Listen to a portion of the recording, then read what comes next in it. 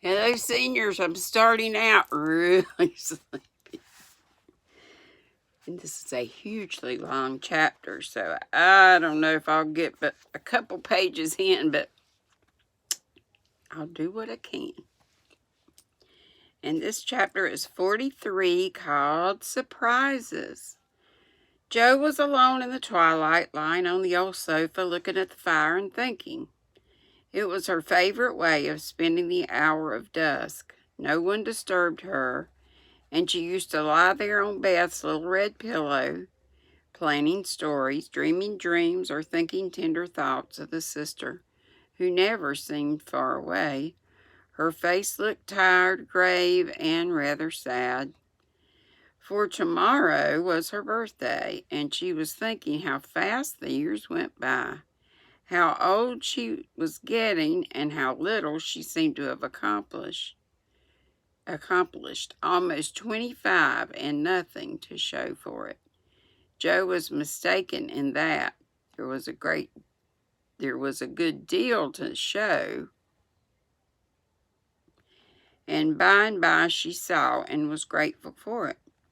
An old maid, that's what I'm to be, a literary spinster with a pen for a spouse, a family of stories for children, and 20 years hence a morsel of fame, perhaps when, like poor Johnson, I'm old and can't enjoy it, solitary and can't share it, independent and don't need it.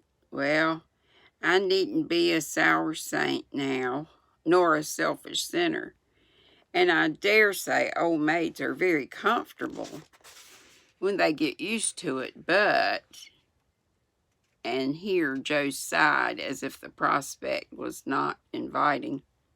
It seldom is at first, and 30 seems the end of all things to 25. But it's not so hard as it looks, and one can get on quite happily if one has something in oneself to fall back on.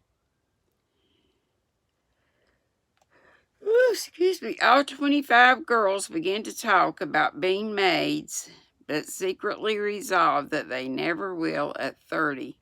They say nothing about it, but quietly accept the fact. And if sensible, console themselves by remembering that they have 20 more useful, happy years in which they may be learning to grow old gracefully.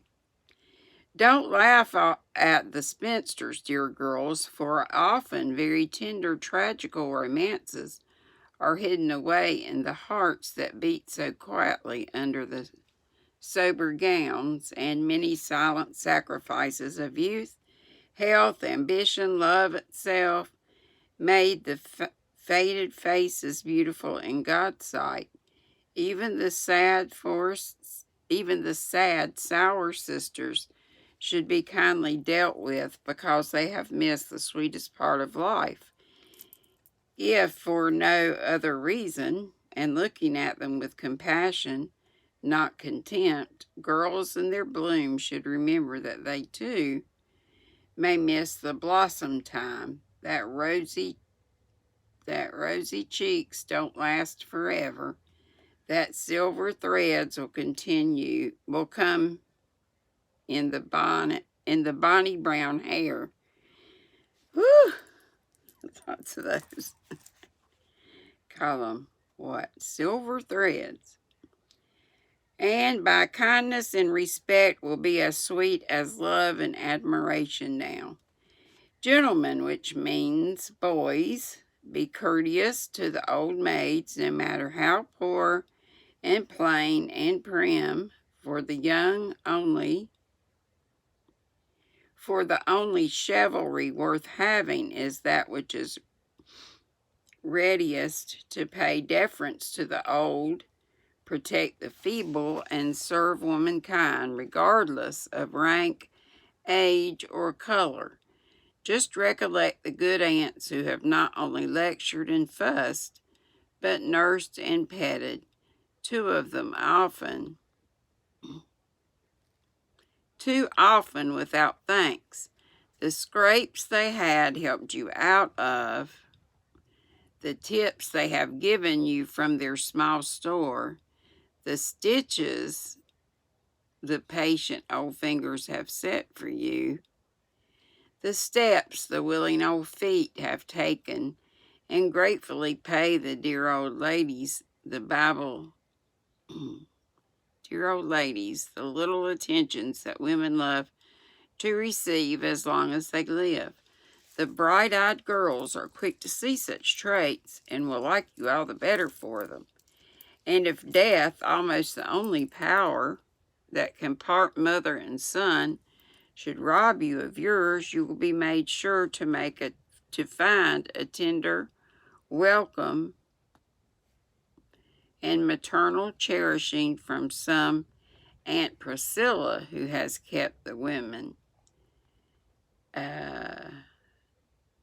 warmest corner of her lonely old heart for the best nevy in the world. Joe must have fallen asleep, as I dare say my reader has during this little moment. Yeah.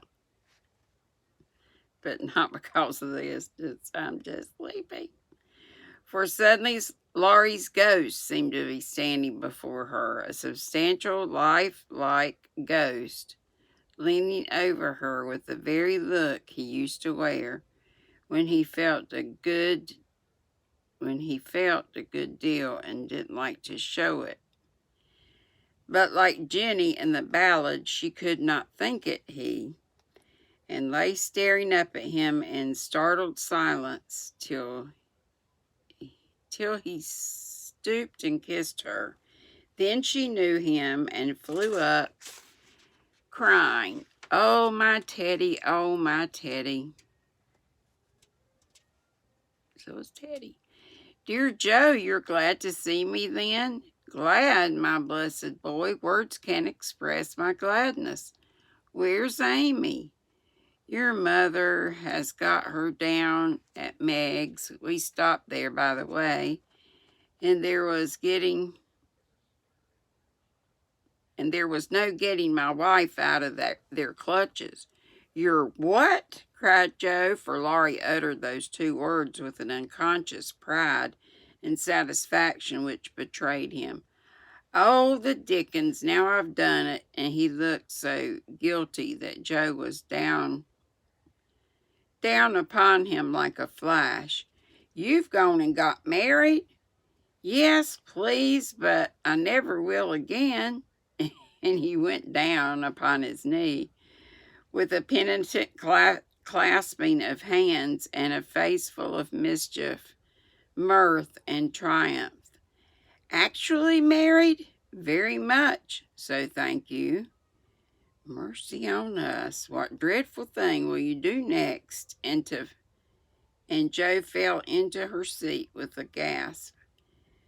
A characteristic, but not exactly complimentary, "Congratulations," returned Laurie, still in an abject attitude, but beaming with satisfaction.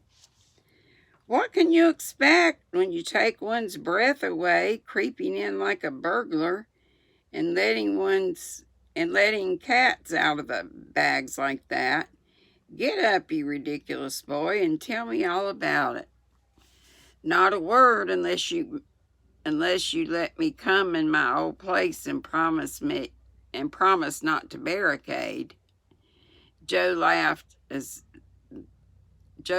at that, as she had not done for many a long day, and patted the sofa invitingly as she sat, in a cordial tone. The old pillow,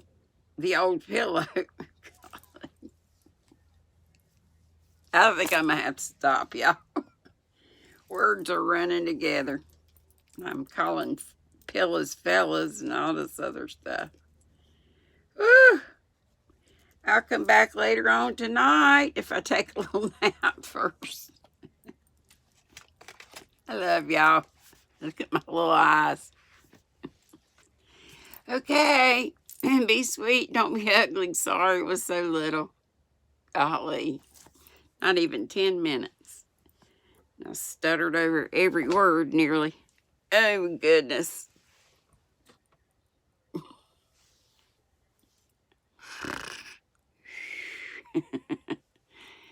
Be sweet, don't be ugly. I might be back in a little bit. If not, I'll see you tomorrow.